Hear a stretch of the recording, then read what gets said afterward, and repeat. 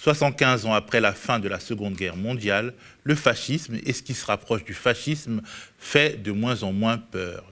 Alors que la question des libertés est centrale dans notre histoire, portée par des siècles de lutte, nous ne pouvons accepter le basculement vers un État autoritaire qui fait le lit de l'extrême droite et de ses idées nauséabondes.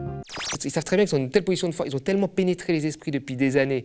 Emmanuel Macron, Raphaël Enthoven, Marine Le Pen, Éric Zemmour, Papacito, Damien Tarel, un fil rouge les relie. Les expériences des uns et des autres se nourrissent entre elles.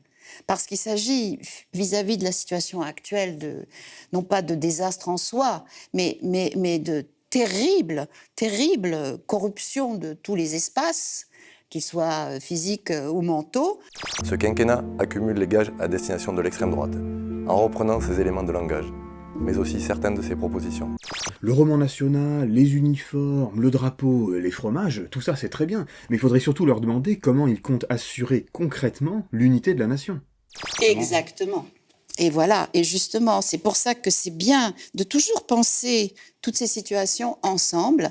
Qu'est-ce qu'on fait avec les inégalités et comment on s'y prend pour que la prospérité des uns ne s'obtienne pas au prix de la misère des autres?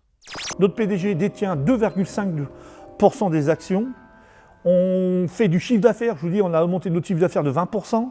On augmente des dividendes, on donne de l'argent et derrière on dit on ferme et on vire des gens. C'est pas possible.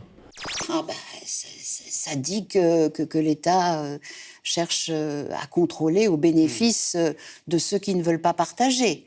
Parce que, et qui sont une petite minorité. Vous savez, moi je pense qu'à un moment, quand les choses vont dans un sens, il faut qu'il y ait des gens qui bousculent.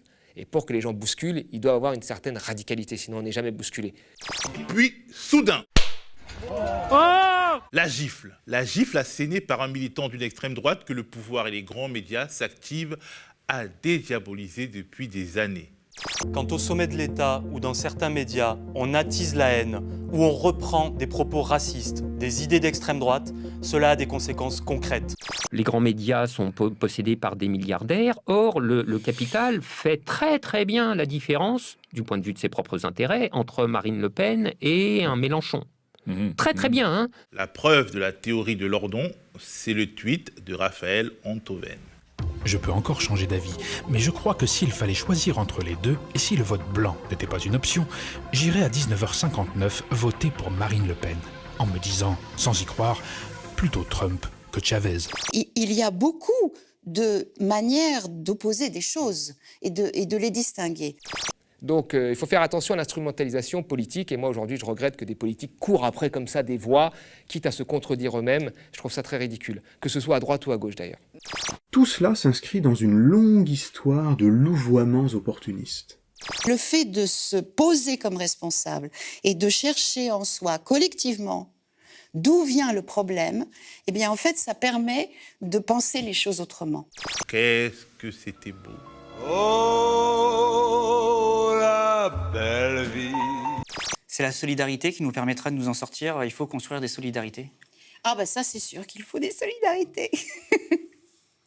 Là, il y a du travail à faire. Et je veux dire, c'est du travail, c'est pas de l'innovation, on sait quoi faire, mais on ne le fait pas. Soutenez le Média TV.